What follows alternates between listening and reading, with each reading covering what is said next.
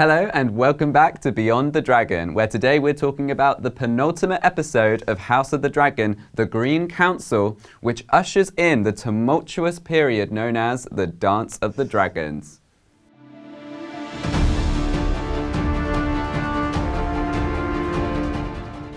So episode 9 was an eventful episode. Viserys has finally left us. He's died after years of being on death's door. It was definitely the right time. The man was missing half a face.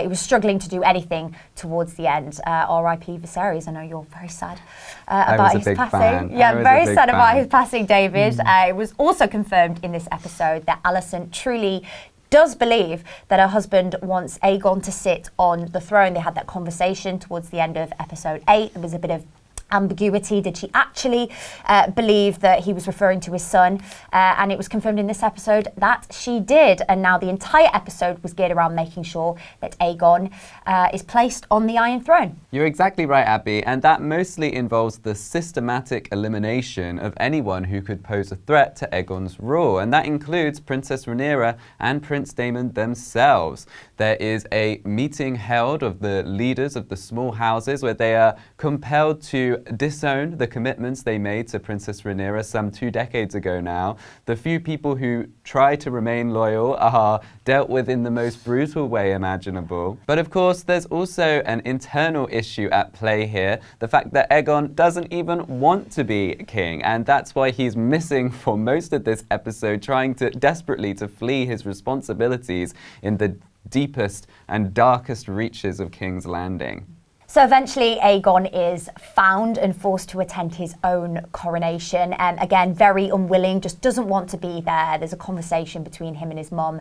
Alicent in the carriage beforehand, he essentially says, you know, why would my father pick me to sit on the Iron Throne? We didn't have any relationship. He didn't like me, didn't have any faith in me.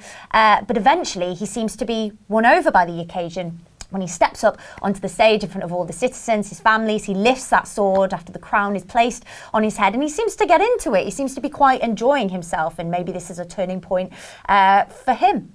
Absolutely, Abby. Things seem to be going remarkably well until, that is, Rhaenys Velaryon bursts in on Dragonback and just completely derails the entire thing. We see a lot of collateral damage. I felt quite bad for the ordinary people of King's Landing who kind of become victims of this royal feud.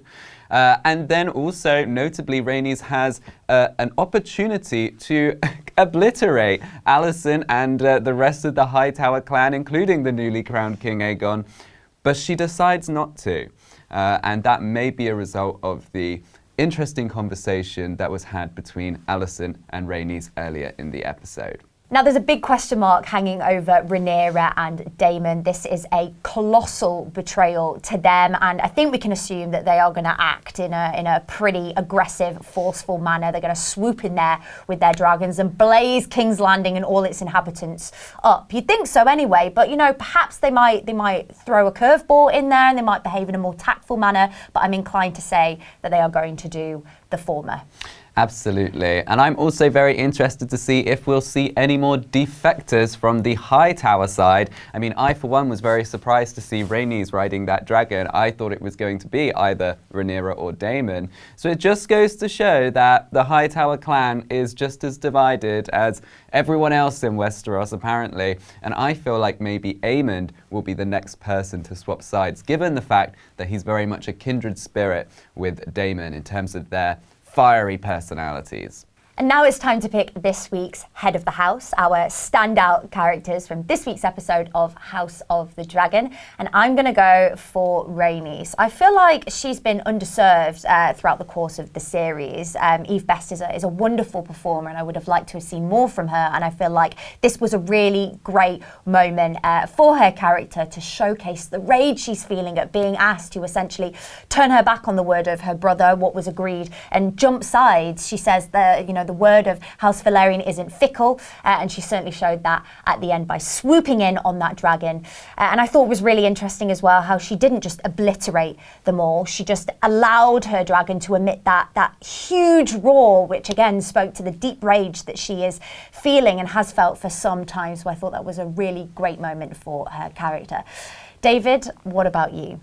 Well, Abby, I'm also a very big fan of Eve Best as Princess Rhaenys, and I'm really glad she had that powerful moment in this episode. But I'd actually like to take this moment to shout out an unsung hero of this show, someone who's been here since the beginning, making a big impact in a small role, and that is Bill Patterson as Lord Beesbury. I've really enjoyed this character's fleeting appearances on the small council, adding some comic relief to what is generally a fairly humorless show.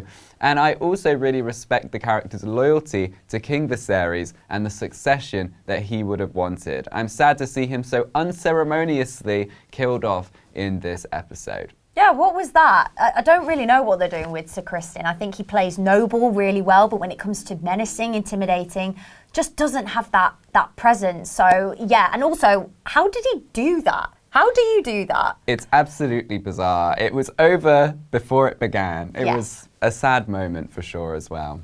And that's it for this week's episode of Beyond the Dragon. Thanks for watching. You can catch House of the Dragon on Mondays at Sky Atlantic, first of all from 2 a.m. If you're inclined, or at the later time of 9 p.m. We'll be back next week to talk about episode 10, the final episode of series 1. Look forward to seeing you then. See you next time. Bye for now.